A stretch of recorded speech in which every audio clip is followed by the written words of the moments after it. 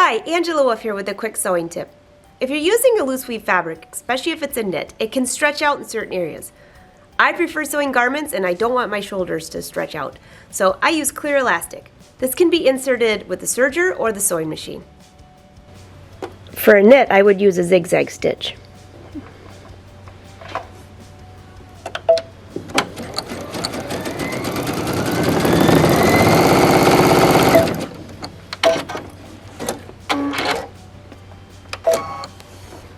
You don't want to stretch the elastic as you're stitching. It's just for keeping the fabric stable.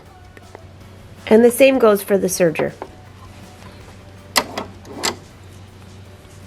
Simply take the clear elastic,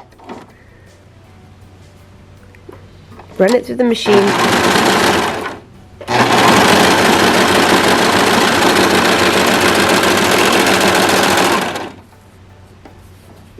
and it attaches to the fabric.